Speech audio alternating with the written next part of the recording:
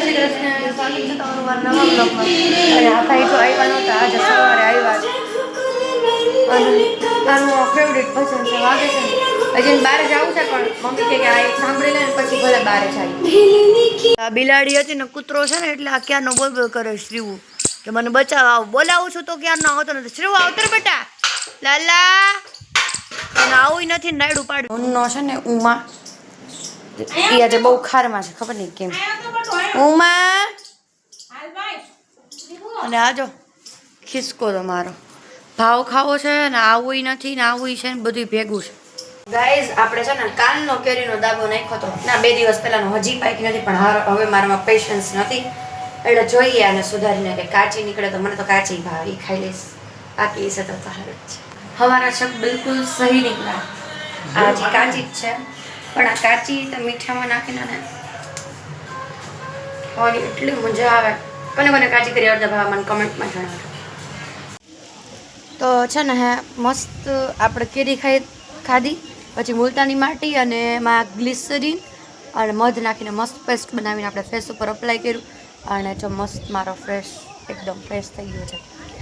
અને હવે આપણે કરીશું યોગા, કારણ કે રવિવાર છે ને આજે, એટલે રવિવારના કારણે છે ને આજે યોગામાં રજા છે, એટલે આપણે ઘરે જ યોગા કરી નાખશું.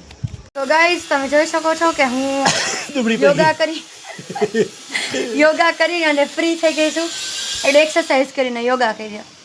અને હવે હું નાવા જાઉં છું, કારણ કે સર બહુ ઝાઝી ગરમી થઈ ગઈ છે મને. તો જો હું થઈ ગઈ છું મસ્ત રેડી, અને મારે એક જગ્યાએ જવાનું છે. ચાલો હું તમને બતાવું કે હું ક્યાં જાઉં છું.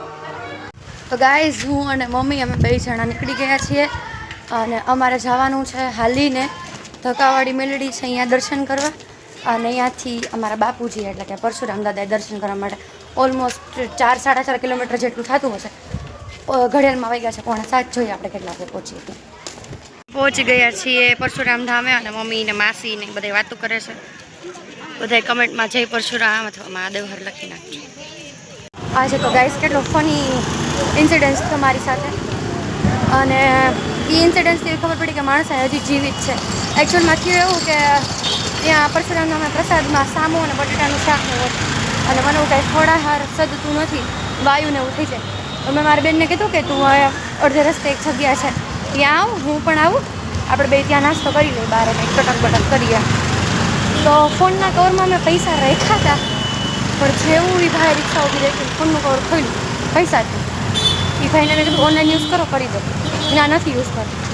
તો એક બેન બિચારા મારી સાથે હતા, બહુ કાઇન્ડ હાર્ટેડ હતા, અને એણે બિચારાએ 10 રૂપિયા મારા દઈ દીધા.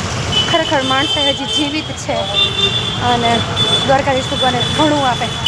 10 રૂપિયા અને 10,000 આપે. પ્રાર્થના. Thank you so much.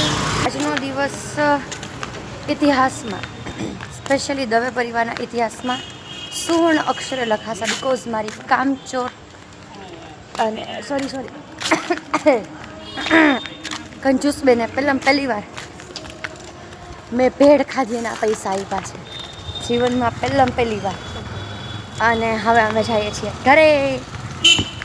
ભાઈ આવી ગયા છે પાછા, અને અમે પણ દર્શન કરીને અને એવી રીતે આવી ગયા છીએ ઘરે. આ સાથે આજનો બ્લોગ હું એન્ડ કરું છું. જેને મારા વિડીયોઝ જોવા ગમતા હોય તો મારી ચેનલને લાઈક, શેર અને સબસ્ક્રાઈબ કરવાનું ભૂલતા નહીં. જય શ્રી કૃષ્ણ, જય માતાજી, મહાદેવ હર, શુભરાત્રી.